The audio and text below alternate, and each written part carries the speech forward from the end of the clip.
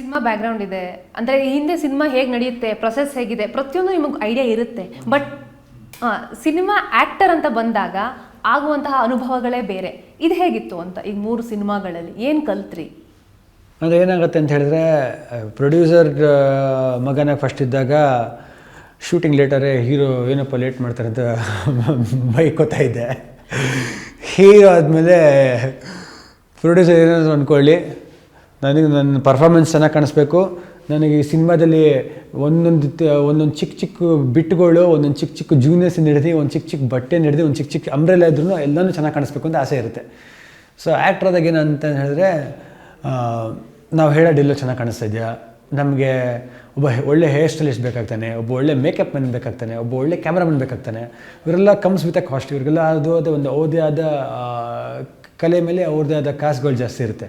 So ಅವಾಗ ಏನಾಗುತ್ತೆ, hero ಆದಾಗ ಪ್ರೊಡ್ಯೂಸರ್ ಜೊತೆ ಆರ್ಗ್ಯುಮೆಂಟ್ ಜಾಸ್ತಿ ಇರುತ್ತೆ. ಇಲ್ಲ ಸರ್ ಇದು ಬೇಕು ಸರ್, ಚೆನ್ನಾಗಿದೆ ಅಂತ. ಯಾಕಂದರೆ ನಾವು ಬರೀ ಎಂಡ್ ಪ್ರಾಡಕ್ಟ್ ನೋಡ್ತಾ ಇರ್ತೀವಿ, ಎಷ್ಟು ಚೆನ್ನಾಗಿ ಮಾಡೋಕ್ಕಾಗತ್ತೆ ಅಂತ ಒಂದು ಚಾಲೆಂಜ್ ಇರುತ್ತೆ. ಅದೇ ಪ್ರೊಡ್ಯೂಸರ್ ಕಡೆ ಇದ್ದಾಗ ಈ ಸಿನಿಮಾ ಏನು ಎಲ್ಲನೂ ಏನು ಹಿಂಗೆ ತೆಗೆದ್ರೆ ಓಡ್ಬಿಡುತ್ತೆ ಸಿನಿಮಾ ಒಂಥರ ಗ್ಯಾಮ್ಲಿಂಗ್ ಇದ್ದಾಗೆ ಅಂತ ಹೇಳ್ತಾರೆ. ಬಟ್ ನಮಗೆ ಕಲಾವಿದ ಆದಾಗ ಏನಾಗುತ್ತೆ ಅಂತ ಹೇಳಿದ್ರೆ, ಸರಸ್ವತಿ ಮೇಲೆ ಒಲವು ಜಾಸ್ತಿ. ಸೊ ಇದು ಹಿಂಗೆ ಮಾಡಬೇಕು, ಈ ಡೈಲಾಗ್ ಹಿಂಗೆ ಹೇಳಬೇಕು, ಇದು ಒಂದು ಮಾಡೋಣ, ಮತ್ತೆ ಒಂದು ಮಾಡೋಣ ಸರ್, ಇನ್ನೊಂದು ಟೇಕ್ ಮಾಡೋಣ, ಅವರ ಕೆಲಸದ ಟೈಮ್ ರನ್ ಆಗ್ತಾರೆ, ಮುಗಿಸಿ ಅಂತ ಹೇಳ್ತಾರೆ. ಪರ್ಫೆಕ್ಷನ್ ಅಂದ ಮೇಲೆ ಜಾಸ್ತಿ ಸ್ಟ್ರೆಸ್ ಮಾಡ್ತೀವಿ. ಚಿಕ್ಕ ಚಿಕ್ಕ ಪೋಸ್ಟ್ ಹಿಡಿದು ಎಲ್ಲನೂ ಹಿಂಗೆ ಬೇಕು ಹಾಗೆ ಬೇಕು, ಮಾರ್ಕೆಟಿಂಗ್ ಹಿಂಗೆ ಮಾಡಬೇಕು ಅಂತ ಒದ್ದಾಟ ಜಾಸ್ತಿ ಅಷ್ಟೇ as an actor. So compromise ಮಾಡೋಕ್ಕೆ ಇಷ್ಟಪಡಲ್ಲ. ಈಗ ಕೆ ಮಂಜು ಸರ್ ಪ್ರೊಡ್ಯೂಸರು, ಒಂದು ಲಿಮಿಟ್ ಇದ್ದೇ ಇರುತ್ತೆ ಒಂದು ಸಿನಿಮಾ ನಿರ್ಮಾಣ ಮಾಡುವಾಗ. ಈಗ ನೀವು ಹೀರೋ, ನನ್ನ ಸಿನಿಮಾ ಹೀಗೆ ಬರಬೇಕು ಅನ್ನೋದೊಂದು ಆಸೆ ಇರುತ್ತೆ. ಸೊ ಇದ್ರ ಮಧ್ಯೆ ಏನಾದ್ರು ಕ್ಲಾಶಸ್ ಆಯ್ತಾ, ಏನು ಕತೆ? ಮೇಡಮ್ ಆ ಥರ ಲೆಕ್ಕ ಹಾಕೊಂಡ್ರೆ ನನಗೆ ಕೆ ಮಂಜು ಸರ್ ಜೊತೆ ಕೆಲಸ ಮಾಡೋಕ್ಕೆ ನನಗೆ ಹಲವಾರು ಆ್ಯಕ್ಟರ್ಸ್ ಹೆಸರುಗಳು ಹೇಳ್ಬಾರ್ದು, ಎಲ್ಲ ನನ್ನ ಸೀನಿಯರ್ಸ್ ನನಗೆ ಸಿಕ್ಕಿದಾಗ ಎಲ್ಲ ಹೇಳ್ತಾರೆ, ಅಪ್ಪ ನಿಮ್ಮ ಅಪ್ಪ ಹತ್ರ ಕಷ್ಟ ಇದೆಯಪ್ಪ, ಹಂಗೆ ಸಿನಿಮಾ ಮಾಡೋಕ್ಕೆ ತುಂಬ ಕಷ್ಟ ಇದೆ, ಒದ್ದಾಡಬೇಕು ಹೊರತ ಮಾಡೋಕ್ಕೆ ಇಲ್ಲ ಈಸಿಯಾಗಿ ಕೊಡಲ್ಲ ಅಂತ ಹೇಳ್ತಾರೆ. ನಾನು ಲೈಕ್ ಓಕೆ ಮೋಸ್ಟ್ಲಿನೋ ಅಂತ. ಬಟ್ ವಿಷ್ಣು ಪ್ರೇಮ್ ಮಾಡೋಕ್ಕಂದ್ರೆ ನನಗೆ ಅವ್ರು ಹೇಳೋದು ಒಂದೇ, ವೇಸ್ಟೇಜ್ ಮಾಡಿಬಿಡಿ, ನೀನು ಏನೇ ಕೇಳಿ ನಾವು ಕೊಡ್ತೀವಿ, ಸೂಕ್ತ ಒಂದು ಬಜೆಟಲ್ಲಿ ಕೊಡ್ತೀನಿ, ಬಾಯಿ ಬಂದು ಬಜೆಟ್ ಕೊಡೋಕ್ಕಲ್ಲ, ಅದನ್ನು ನನಗೆ ನೀನು ತೋರಿಸು ಸ್ಕ್ರೀನ್ ಮೇಲೆ, ವೇಸ್ಟ್ ಮಾಡಬೇಡ ಅಂತ. ಈ ಸಿನಿಮಾದಲ್ಲಿ ಕೊನೆಯ ಒಂದು ಫೈಟಿಗೆ ನಿನ್ನ ನಾಪಕ ಇದೆ, ಒಂದು ಕಾನ್ಸೆಪ್ಟ್ ನನ್ನ ಹತ್ರ ಇತ್ತು. ನಾನು ಯೂಶ್ವಲಾಗಿ ಪಡ್ಡೆ ಹುಲಿಯಿಂದ ಒಂದು ಫೈಟ್ಗೆ ಒಂಚೂರು ಇನ್ವಾಲ್ವ್ ಆಗ್ತೀನಿ, ನಾನು ಒಂಚೂರು ಕಾನ್ಸೆಪ್ಟ್ಸ್ ಅದು ಇದೆಲ್ಲ. ಕೊನೆಗೆ ಒಂದು ಫೈಟಿಗೆ ನನಗೊಂದು ಯಾವುದೋ ಒಂದು ಕಾನ್ಸೆಪ್ಟ್ ನೋಡ್ಕೊಂಡು ಫೈಟ್ ಮಾಸ್ಟರ್ ಹತ್ರ ಡಿಸ್ಕಸ್ ಮಾಡ್ಕೊಂಡು, ಡೈರೆಕ್ಟರ್ ಹತ್ರ ಡಿಸ್ಕಸ್ ಮಾಡ್ಕೊಂಡು ಈ ಥರ ಮಾಡೋಣ ಅಂತ ಹೇಳಿ ಒಂದು 3 ಜನ ಫಿಟರ್ಸ್ ಬೇಕು ಅಂದೆ. 30 ಜನ ಅಂತ ಪ್ರೊಡ್ಯೂಸರ್ ಹೋಗಿ, ಮಾಸ್ಟರ್ ನಾನು ಹೇಳಲ್ಲ ಸರ್, ನೀವು ಹೇಳಿ ಸರ್, ನಾನು ಹೇಳೋಕ್ಕಲ್ಲ, 30 ಜನ ಬೇಕು ಅಂತ. ಹೆಂಗೆ ಸರ್ ಹೇಳಿ, ಇದು ಯಾವಾಗ 3 ವರ್ಷ ಮುಂಚೆ, ಹೆಂಗೆ ಹೇಳಿ ಸರ್, ಹೇಳೋಕ್ಕಾಗತ್ತಾ, ನೀವು ಹೋಗಿ ಹೇಳಿ ಅಂತ.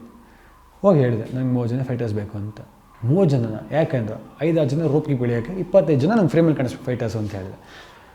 ಏನಕ್ಕೆ ಅಂದರು, ಕಾನ್ಸೆಪ್ಟ್ ತೋರಿಸ್ದೆ, ಇದು ನನ್ನ ಕಾನ್ಸೆಪ್ಟ್, ಈ ಥರ ಅಂದ್ಕೊಂಡಿದ್ದೀನಿ ಹಿಂಗೆ ಅಂತ. ಸೂಪರ್ ಅಂತ ಹೇಳಿದರು. So very very happy that. ಅದ್ರ ಜೊತೆಗೆ ಇವಾಗ ನಾನು ಎಸ್ ನಾರಾಯಣ್ ಸರ್ ಸಿನಿಮಾದು ಮಾಡ್ತಾಯಿದ್ದೀನಿ. ಸೊ ನಮ್ಮ ರಮೇಶ್ ಅವ್ರ ಪ್ರೊಡ್ಯೂಸರ್, ಅವ್ರ ಬಗ್ಗೆ ನಾನು ಹೇಳಲೇಬೇಕು. ಒಂದೇ ಒಂದು ದಿವಸ ನನಗೆ ಒಂದೇ ಒಂದು ಮಾತು ಅನ್ನಲಿಲ್ಲ ಅವರು. ಅಂದರೆ ಮಾತು ಅಂತ ಹೇಳಿದ್ರೆ, ಒಂದು ಫೈಟ್ ಮಾಡೋಕ್ಕಂದ್ರೆ ಸಂಜೆ ನೈಟ್ ಫೈಟ್ ಮಾಡೋಕ್ಕಂದ್ರೆ 6 to 6 ಮಾಡ್ತೀನಿ ನಾನು ಯೂಶ್ವಲಾಗಿ. ನೈಟ್ ಅಂದರೆ 6 ಗಂಟೆಗೆ ಕಾಲ್ ಶೀಟ್ ತೊಗೊಂಡ್ರೆ ಸ್ಟಾರ್ಟ್ ಆಗೋದು 7-8 ಗಂಟೆ ಆಗುತ್ತೆ ಕತ್ಲೆ ಅಷ್ಟಲ್ಲಿ. ಮಧ್ಯರಾತ್ರಿ 2 ಗಂಟೆ 2:30 ಮುಗಿಸ್ತೀನಿ ಅಂತಾರೆ. ನಾನು 2:30 ಮುಗಿಸ್ಬಿಟ್ಟು 6 ಗಂಟೆ ತನಕ ಮಾಡಿ ಬೆಳಿಗ್ಗೆ ಅಂತ. 6 ಗಂಟೆ ಮಾಡಿ ತಿರ್ಗಾ ಮನೆ ಹೋಗಿ ಮಲಗೋದು 8 ಗಂಟೆ ಆಗುತ್ತೆ. ತಿರ್ಗಾ 2:30-3 ಗಂಟೆಗೆ ಎದ್ದು ಜಿಮ್ಗೆ ಹೋಗಿ ಮುಗಿಸ್ಕೊಂಡು ನನಗೆ ಸ್ಟ್ರೈನ್ ಜಾಸ್ತಿ. ಬಟ್ ಏನಕ್ಕೆ ಟೈಮ್ ಪೀರಿಯಡ್ ಕೇಳ್ತಿದ್ರೆ, ಒಂದ್ಸತಿ ಸ್ಟಾರ್ಟ್ ಆದಾಗ ಒಂದು ವಾರ್ಮಪ್ ಆಗ್ಬಿಟ್ರೆ ಡೀಪಾಗಿ ಹೊರಟೋಗುತ್ತೆ ಅದರಲ್ಲಿ. ಹಿಂಗೆ ತೆಗಿಬೇಕು, ಹಂಗೆ ತೆಗಿಬೇಕು. ನಮಗೇನೋ ಚೆನ್ನಾಗಿ ಕಾಣಿಸ್ಬೇಕು, ನನಗೆ ಗೊತ್ತು ಓದೇ ಆದ ಸ್ಟ್ಯಾಟಿಸ್ಟಿಕ್ಸ್ ಅವ್ರಿಗೆ ಇರುತ್ತೆ ಅಂತ. ಬಟ್ ನಮಗೆ ಅಂದರೆ ಜನರಿಗೆ ಹೆಂಗಾರ ಇದು ವಾವ್ ಅನಿಸ್ಬೇಕು ಅಂತ ಒಂದು ಒದ್ದಾಟ. ಸೊ ಈ ವಿಷಯದಲ್ಲಿ ನನಗೆ ನನ್ನ ರಮೇಶ್ ಅವ್ರ ಜೊತೆ ಸಖತ್ ಅದ್ಭುತವಾದ ಒಂದು ಎಕ್ಸ್ಪೀರಿಯೆನ್ಸ್. ನಾನು ಕೇಳಿದ್ದನ್ನ ಒಂದೇ ಒಂದು ಸೆಕೆಂಡು, ಒಂದೇ ಒಂದು ರೂಪಾಯಿ ಕಡಿಮೆ ಮಾಡಿಲ್ಲ. ಮಂಜು ಸರ್ ಆಗಲಿ ಒಂದೇ ಒಂದು ಫೈಟ್ರು ಕೂಡ ಕಡಿಮೆ ಮಾಡಿಲ್ಲ. ಸೊ ಅದು ಕೊಟ್ಟಿದ್ದಾರೆ.